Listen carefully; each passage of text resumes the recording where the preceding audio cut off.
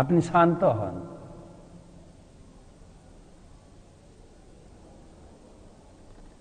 তারা যে পথে গেছেন ভগবত ভক্তি লাভের অন্বেষণে তারা এগিয়ে চলেছেন। ভগবানের ইচ্ছা ছাড়া কোনো জিনিস সংগঠিত হয় না। তিনি এসেছিলেন পৃথিবীর ভূভার হরণ করার জন্য। কুরুক্ষেত্রের যুদ্ধ সংগঠিত করে সেই সমস্ত পাপিষ্ট রাজাদের তিনি বধ করে পৃথিবীকে ভার লাঘব করেছেন। এখন আরেকটা কাজ বাকি আছে, তিনি তার যদুবংশকে তিনি নিয়ে এসেছিলেন সঙ্গে করে, এবং তিনি তাদেরকে ধ্বংস করিয়ে আবার ফেরত নিয়ে যাবেন। তো ততক্ষণ পর্যন্ত আপনারা এই ধরাধামে অবস্থান করুন। মোটামুটি ভগবান ইঙ্গিত দিয়েছেন যে ভগবান তার কার্য সমাপ্ত হয়ে গেছে, তিনি এখন স্বধামে ফিরে যাবেন পরিকল্পনা করছেন। সুতরাং ধৃতরাষ্ট্রের কি কথা, আপনারাও রেডি হয়ে যান, আপনাদেরকেও ফিরে যেতে হবে। তো ইঙ্গিত দিয়ে গেলেন। 50 শ্লোক পর্যন্ত আমরা পড়েছি। তো যুধিষ্ঠির মহারাজ বলছেন যে ঠিক আছে, সবই কালের গতির দ্বারা, ভগবানের নিয়ন্ত্রণের দ্বারা সমস্ত নিয়ন্ত্রণাধীন। তথাপি তাদের একটু সংবাদ, তারা কোথায় গেছেন। আপনি ত্রিকালজ্ঞ পুরুষ, ভূত ভবিষ্যৎ অন্তর্যামী, আপনি সব জানেন। আপনি ত্রিজগৎ ভ্রমণ করেন এবং আপনি হচ্ছেন বায়ুর মতো সাক্ষী। সুতরাং আপনি তাদের অবস্থান, তাদের গতিবিধি সবই জানেন। একটু খবর জানতে চাই, তো আজকে খবর দেবেন ওনারা কোথায় গেছেন, কোথায় যাচ্ছেন এবং ভবিষ্যতে কি করবেন। নারদ মুনি সব বলে দেবেন আজকে এবং কালকে আমরা এটা শেষ করব। তো শ্লোক নাম্বার 51, 51 নম্বর শ্লোক, প্রথম স্কন্ধ ত্রয়োদশ অধ্যায় 51 শ্লোক। যাদের হাতে বই আছে আমার সঙ্গে মিলিয়ে পড়বেন। 51 নম্বর শ্লোক। ধৃতরাষ্ট্র সহ ভ্রাত্রা গান্ধার্যা চ সভার জয়া দক্ষিণেন হিমবত ঋষিণাম আশ্রমম গত। ধৃতরাষ্ট্রা সহ ভ্রাত্রা গান্ধার্যা চ সভার জয়া দক্ষিণেন হিমবত ঋষিণাম আশ্রমম গত। এই শ্লোকের অনুবাদ এবং তাৎপর্য করেছেন কৃষ্ণ কৃপাসী মূর্তি ছিল অভয় চরণারবিন্দ ভক্তি বেদান্ত স্বামী প্রভুপাদ। হে রাজন, নারদ মুনি যুধিষ্ঠির মহারাজকে বলছেন, সমবেত সমস্ত কৌরব সদস্যগণের সামনে যুধিষ্ঠির মহারাজকে ইঙ্গিত করে বলছেন, হে রাজন, আপনার পিতৃব্য ধৃতরাষ্ট্র, তার ভ্রাতা বিদুর এবং তার পত্নী গান্ধারী সহ হিমালয়ের দক্ষিণ দিকে গিয়েছেন, যেখানে ঋষিদের আশ্রম আছে।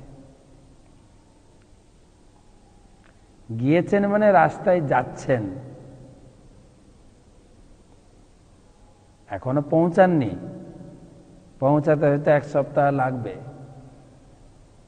কিন্তু ভবিষ্যতে পৌঁছাবেন এবং ওখানে কি করবেন, কিভাবে তিনি সিদ্ধিলাভ করবেন, সে ভবিষ্যৎ কথাগুলোকে তিনি বর্তমান টেনে টেনে বলছেন, করেছেন। সেদিন বলছেন দক্ষিণ দিকে গিয়েছেন, অর্থাৎ যাবেন তো ভবিষ্যৎকে বর্তমান কালে যুক্ত করে কথা বলছেন, গিয়েছেন। ধৃতরাষ্ট্র সভ্রাত্রা, ধৃতরাষ্ট্র সভ্রাতা মানে বিদুর, গান্ধারী যিনি ছিলেন নিজের ভার্যা, সভার্যয়া দক্ষিণেন হিমবত। হিমবত মানে হিমালয়ের দক্ষিণ দিকে,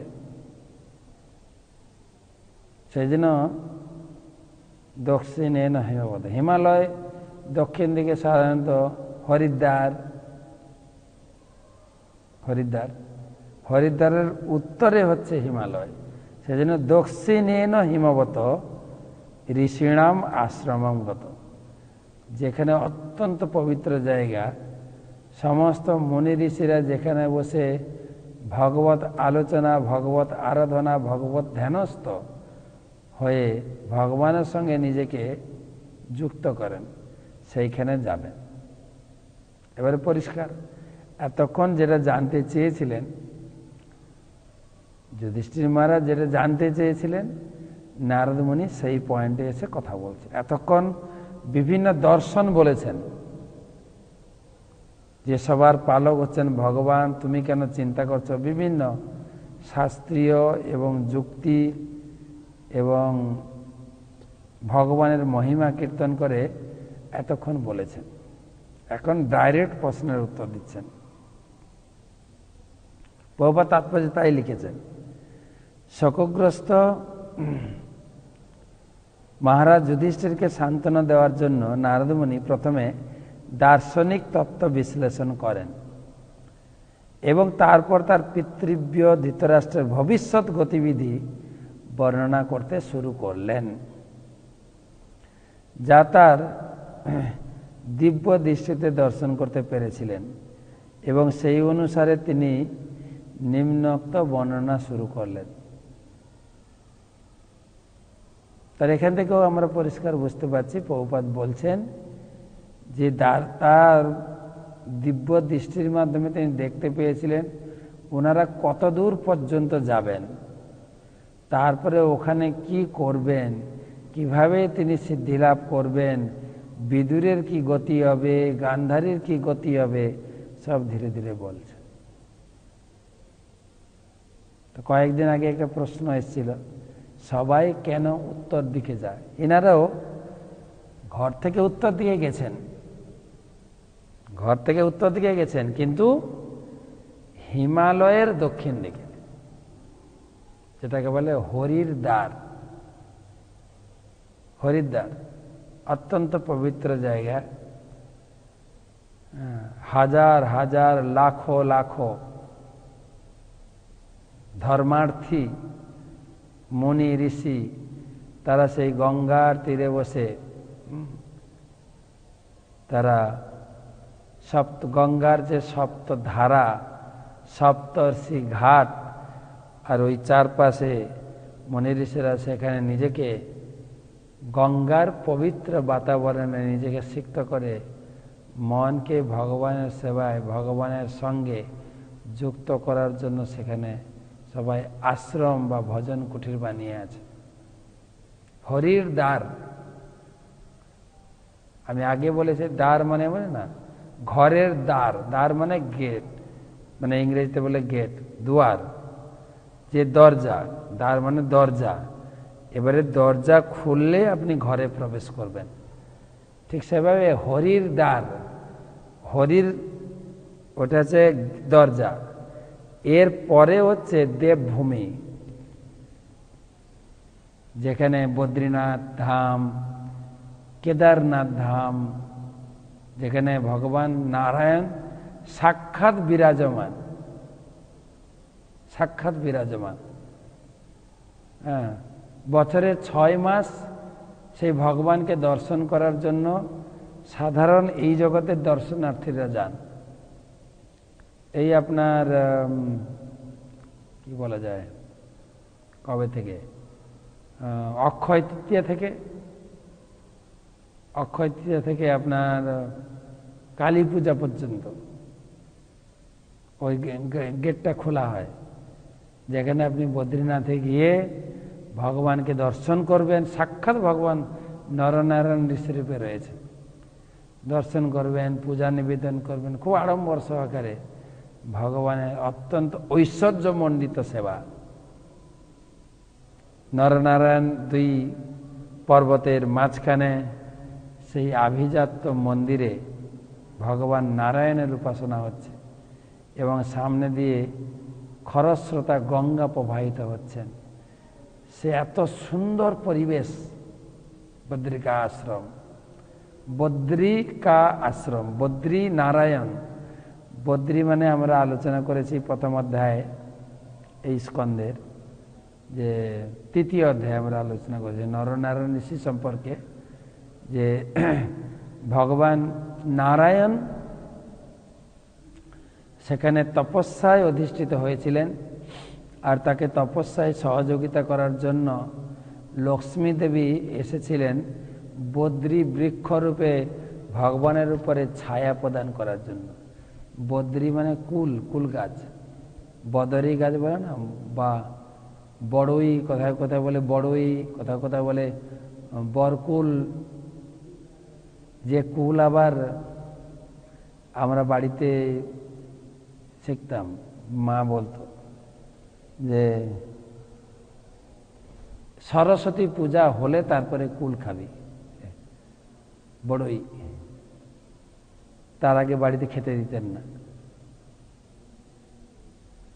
তো সে বড়ই বরকুল, সেটা বড়ই হয়তো বিদেশি কুল বলে বড় বড়, কিন্তু ছোট্ট কুল গাছ। তো লক্ষ্মী দেবী এখানে বদ্রী বৃক্ষ রূপে আছেন, তাই লক্ষ্মী নারায়ণ না বলে সেখানে বলে বদ্রী নারায়ণ। বদ্রী নারায়ণ নারায়ণ নারায়ণ, খুব সুন্দর গান করেন। যেখানে নারদ কুণ্ড আছে পাশে, যেখানে নারদ মুনিকে ভগবান নারায়ণ, নারদ পঞ্চরাত্র বলে আমাদের একটা, পঞ্চরাত্র প্রদীপ বলে আমাদের একটা বই আছে, যেখানে ভগবানকে পূজা করার বিধান শাস্ত্রীয় মতে, আপনি ভগবানের মন্দিরে প্রবেশ করবেন কিভাবে, ভগবানকে কিভাবে জাগরণ করবেন, ভগবানকে কিভাবে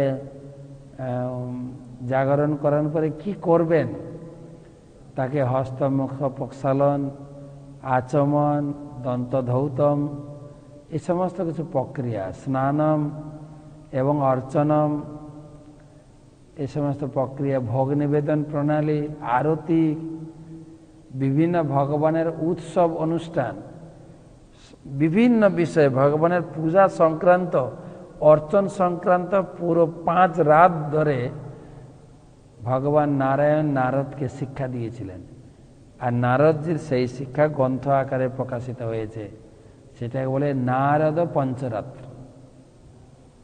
তো সেখানে নারদ কুণ্ড আছে, সেখানে রয়েছেন ব্যাসদেবের হাউজিং কমপ্লেক্স আর গণেশজির হাউজিং কমপ্লেক্স। হাউজিং কমপ্লেক্স মানে গুম্ফা, যেখানে ব্যাসদেব বসে ভাগবতম বলেছিলেন, আর গণেশজি প্রতিদিন এসে লিখতেন। গণেশের গুম্ফা, ব্যাসদেবের গুম্ফা সেখানে আছে, কত বছরের সেই গুম্ফা সেখানে লেখা আছে। তারপরে আর একটু, যে এটা হচ্ছে বদ্রিকা আশ্রমের সমাপ্রাস নামক স্থান। আর একটু এগিয়ে গেলে যেখানে ভীমপুল, যখন এই পঞ্চ পাণ্ডবেরা প্রস্থান করছিলেন, মহাপ্রস্থান, এই গঙ্গা পেরিয়ে যাচ্ছিলেন, তো গঙ্গা পেরোবেন কি করে, তাদের পরিবারের একটা নিয়ম ছিল, একটা কি বলে শিষ্টাচার ছিল, যে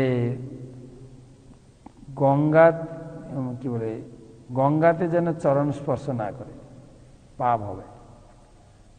তাই কিভাবে সমাধান করা যায়, 5 জন যাবেন কি করে, তখন ভীম একটা বড় পাথর নিয়ে আসেন। একটা পাথর এই পাড় থেকে ও পাড়ে, একটা পাথরের ব্রিজ, ভীম পুল, যে পুলের উপর দিয়ে পঞ্চপাণ্ডব দ্রৌপদী পেরিয়েছিলেন, সেই পুলটা এখনো আছে। সেখানে খুব সুন্দর জায়গা, পবিত্র জায়গা, বাতাবরণ এবং প্রচুর ঠান্ডা এবং ভজনের উপযুক্ত জায়গা। সেই জন্য ওই এলাকায় বলা হয় হরির দ্বার, যেখানে দেবভূমি, সাক্ষাৎ দেবতারা থাকেন। কিন্তু এই 6 মাস সাধারণ লোক গিয়ে দর্শন করেন, পূজা করেন, প্রার্থনা করেন, ভগবানের কৃপা লাভ করেন। কিন্তু বাকি 6 মাস বন্ধ থাকে, দেবতারা পূজা করেন, তখন সাধারণ মানুষের প্রবেশ নিষেধ। ভগবানের মন্দিরের দরজা বন্ধ হয়ে যায়, যেখানে দেবতারা আছেন, দেবতাদের দ্বারা ভগবান আরাধিত হন। শীতকালীন যেমন এই সময় বন্ধ, শীতকালীন এই সময় দেবতারা আসেন, পূজা অর্চনা করেন। ইন্দ্র আসেন, চন্দ্র আসেন, বরুণ আসেন, যমরাজ আসেন, সাধারণ লোকের প্রবেশ নিষেধ। সেই জন্য বলেন হরির দ্বার, দেবভূমি। ঠিক আছে, তো সেই দেবভূমির সে হরিদ্বারের পরে হচ্ছে দেবভূমি, উত্তরে, আরো উত্তরে তো হরির দ্বার। সেখানে সেই হরিদ্বারে সপ্তর্ষি ঘাটের কথা বলবেন পরের শ্লোকে। সেখানে পৌঁছাবেন, যেখানে গঙ্গা আরতি, গঙ্গার দর্শন করার জন্য প্রচুর দর্শনার্থী, লাখো লাখো লোক। এবং শুধু ভারতীয় লোক নয়, সারা বিশ্ব থেকে, বিশেষ করে যখন কুম্ভ মেলা হয়, কোটি কোটি লোক যেখানে গঙ্গার কৃপা লাভ করার জন্য, অমৃত লাভ করার জন্য ওখানে আসেন। গঙ্গার স্নান, গঙ্গার আশীর্বাদ, গঙ্গার আরতি খুব প্রসিদ্ধ হরিদ্বার, যেখানে গঙ্গা খুব খরস্রোতা, খুব তেজ গতিতে চলছে। যদি কখনো সময় হয় বলবো কেন গঙ্গা ওখানে তেজ গতিতে চলছে। তো যাই হোক, তো লিখেছেন শ্লোকে, দেখেন দক্ষিণ দিকে গিয়েছেন। ওকে, কোথায় গিয়েছেন? স্রোতভি, এখান তো বলেন হিমালয়ের দক্ষিণে। কোন জায়গায়? স্রোতভি সপ্তভির্যা বৈ সধুর্ণী সপ্তধা বেধত সপ্ত্যানাং প্রীতয়ে নানা সপ্ত স্রোত প্রজস্বতে। স্রোতভি সপ্তভির্যা বৈ সধুর্ণী সপ্তধা বেধত সপ্ত্যানাং প্রীতয়ে নানা সপ্ত স্রোত প্রজস্বতে।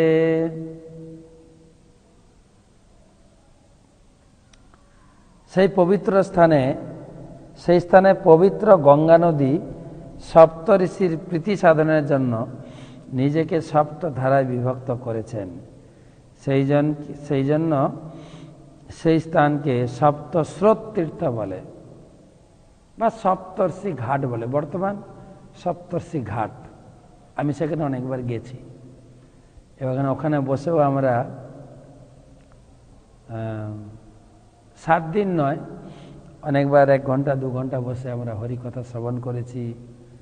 গঙ্গার সেই যে অপরূপ শোভা দর্শন করেছি। আমাদের ব্রহ্মচারী ভক্তবৃন্দ ওখানে নিয়ে ওখানে উপভোগ করেছে। অত্যন্ত পবিত্র জায়গা হরিদ্বার।